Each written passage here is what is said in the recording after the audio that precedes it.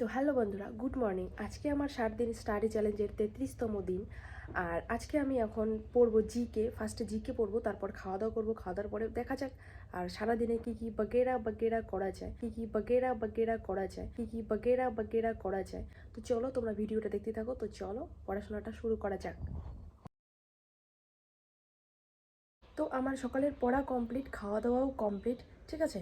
তো আজকে আমি পড়েছি জিকে, আর কালকে যতটুকু পড়েছি আজকেও বেশি একটা পড়িনি। সংবিধানের কিছু পড়া বাকি ছিল জিকে, তো সেগুলোই আজকে কমপ্লিট করলাম, ঠিক আছে। তো তারপর ভাবলাম একটু বাইরে গিয়ে রাস্তায় একটু ঘুরে আসি, কিন্তু তা হবে না, কারণ বাইরে থেকে গেটটা বন্ধ করে দেওয়া। তার কারণ মা আজকে গেছে এক জায়গায়, মানে এক জায়গায় দরকারে গেছে আর কি। তো আমি বলেছিলাম আমি যেহেতু ঘরেই, পিছন থেকে গেটটা দিয়ে যাও, তো মা গেটটা দিয়ে গেছে। এখন ভাবলাম বাইরে বেরোবো, কিন্তু এখন বেরোনোর কোনো পথ নেই। তো চলো। আর আজকের ভিডিওটা হচ্ছে একদমই ছোট্ট মিনি ব্লগ।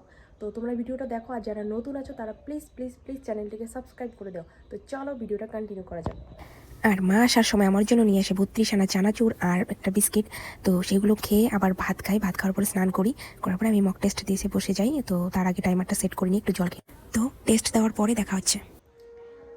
তো আমার মক টেস্ট তো কমপ্লিট, আর আজকে আমার স্কোর ছিল 59। তো ভিডিওটা পুরোটা দেখার জন্য থ্যাংক ইউ, টাটা।